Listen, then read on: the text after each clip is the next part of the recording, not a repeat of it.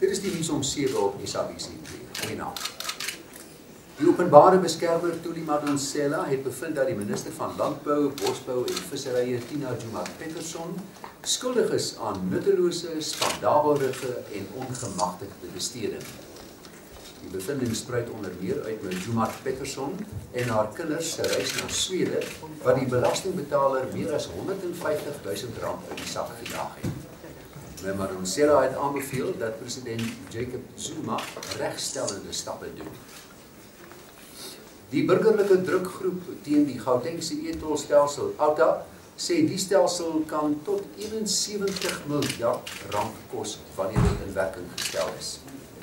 Regsverteenwoordigers van die groep en van die padagentskap SANRAL en die Tesourie het mekaar vandag in die Suid-Gautengse Hooggeregshof in Pretoria die stryd aangesê. Die hof wat die lewensvatbaarheid van die projek moet bepaal, is die volgende 3 dae in sitting. Die minister van Behuising, Tokyo Segwale, het mense aangemoedig om syndikate wat grond onwettig verkoop en so aan. Hoe lyk dit? Het julle genoeg?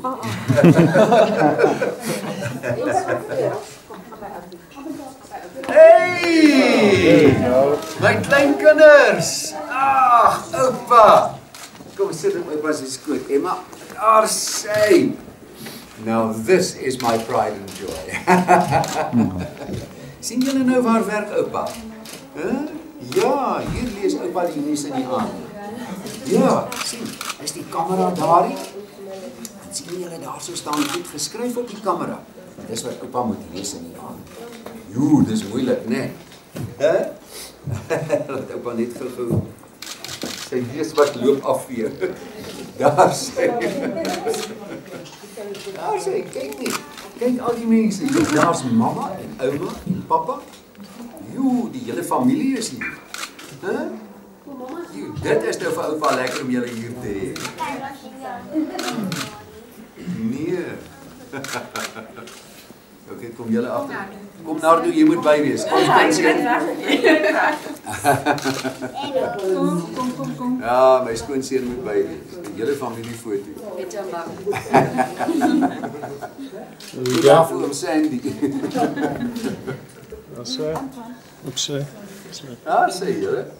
So ja. Maar iemand nou weet ek hoe voel William en Kate.